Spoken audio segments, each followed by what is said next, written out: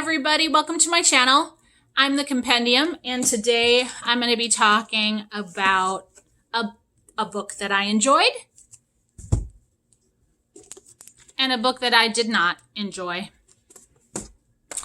Little housekeeping first. Mom, I hope you like this angle better. I'm wearing significantly less makeup and I have a bookshelf in the background. Hope that all lives up to your standards. Also, I'd like to acknowledge everybody who made comments on my last video, who are mostly my friends and family. But thank you very much, and everything you suggested I will get to. So yes, I'm going to read Ken Follett's Pillars of the Earth. Of course, I will cover Madeleine L'Engle's Wrinkle in Time because she's a beloved author from my childhood. Yes, I'm looking forward to reading the Robert Jordan story that doesn't have to do with the Wheel of Time, since that's all I've ever read of his. And of course, I'm going to cover Neil Gaiman extensively because he's Neil Gaiman and I love him. So the first one is Mr. Harrigan's Phone. This is actually a throwback to around 2007 when the iPhone was first introduced. And I never really thought about there being a difference between the iPhones, the smartphones of now and the smartphones of them. But really they were very different creatures. So that was kind of fun to go back and realize. And it's also a time where the internet is absolutely not brand new, but internet was still accessed usually on somebody's computer, not on somebody's phones. And so 2007 was before the advent of most paywalls. That is actually touched on in the story, which again is very enjoyable to me. I was like, oh yeah, I didn't realize that. But otherwise, there are very familiar King elements that I love. There's a rich old man in a house on a hill. There is a child narrator that grows into an adult throughout the story, which always cracks me up because Stephen King's kids, they all have eidetic memories of their childhood. And I have an extremely good memory of my childhood, but not like this kid, not like the kids from It, not like Danny from The Shining. I mean, it's a Stephen King trope, and it's one that only as I get older do I realize it's that much of a trope. I'm sorry, my left leg is completely asleep. Ow! If given the choice, never get old. Seriously, I can't feel my foot. Oh, that's pretty. I can't have nice things. Ow. Okay, anyway, kids in Stephen King stories are wonderfully intelligent, wonderfully intuitive, and always really self-reflective, which of course is not the real world, but it's one I wish I lived in, so I can't hate on him for that. But Mr. Harrigan's Phone, suitably spooky. It leaves just enough untold for you to sort of wonder about exactly what happened. And it leaves me with a nice shiver up my spine. Okay, the next story is called The Life of Chuck. And this is one of those that you're gonna have to read. Saying too much about it will give the game away, and it's too enjoyable to do that. I will say that King's, when he talks about this in his afterword, he definitely says that parts 1, 2, and 3 of this story were all written at different times. And then he sort of settled them together, which makes sense when you read it. It doesn't mean it's not good. It's just that Life of Chuck is not necessarily linear. I will admit that after I read part 1, I thought the story was done. It wasn't. But part 1, Stephen King reveals, is actually the part he wrote last. It explores the idea that we all contain multitudes, which is a quote by Walt Whitman. If I have that right. I think that's right. And what that might mean literally. So I don't want to give you any more than that. I want you to be able to enjoy the story. If it bleeds. the title of the book is named after a Holly Gibney story. And if you've read the, what is his name? Read the Bill Hodges stories, which are Mr. Mercedes, Finders Keepers, and End of Watch. You'll be familiar with Holly. If you've read The Outsider, you'll be familiar with Holly. And I'm just going to say, I don't really need to say much about this, but it's a Holly Gibney story. And all Holly Gibney stories are good stories because she's just a super fun, great character. And the story actually expounds upon some of the stuff King explored in The Outsider. And Holly is our narrator. So this is a great story. Then the last of the 4 is called Rat.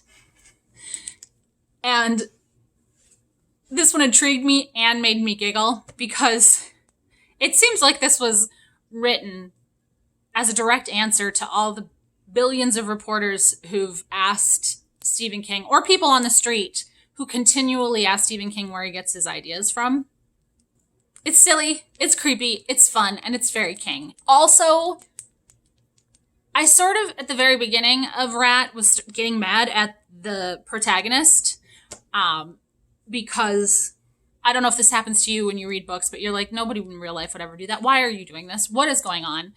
And then the story takes a nice, fun turn that I didn't see coming at all.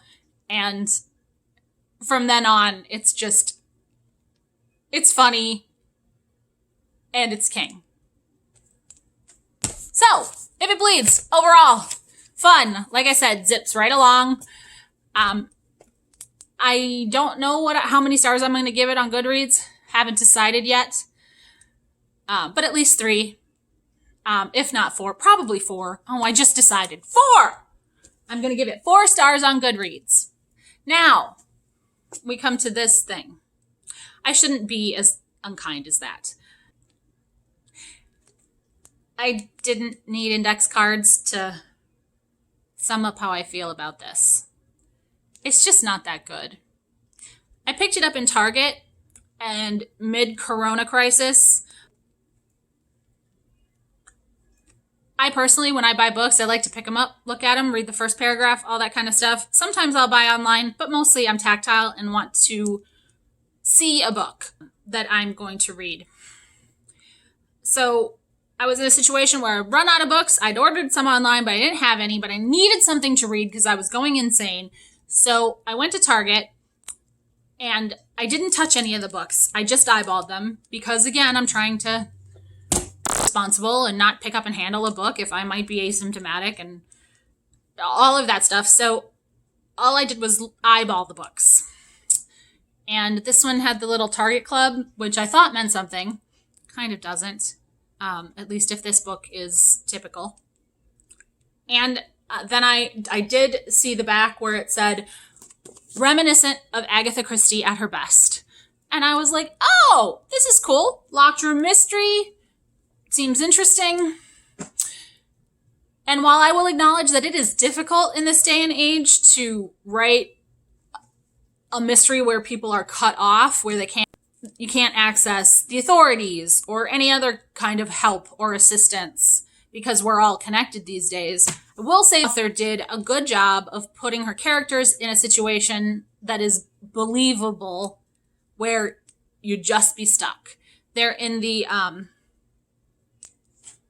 Scottish Highlands. I remembered! And I didn't like it that much, but I remember. There are 9 people total. There are 9 characters total until one at the very end is thrown in to help explain something that looked like a solution to a little bit of writer's block, to tell you the truth. The main problem with this is that 1, maybe 2 of the characters are likable. And everybody speaks with the same inner voice. You hear a lot of thoughts going on in people's heads, and they all sound exactly like each other. There is so little differentiation between not who's who, There's lots of differentiation. Some people have blonde hair, some people have brown hair. That's what I mean. That's about as deep as the characterizations go. Some people think of themselves as nice people. Some people think of themselves as bad people. Other people don't like some of those people. There just is no clarity in terms of, if the author didn't tell you who was speaking or give you very broad environmental hints, you wouldn't be able to tell one character from another.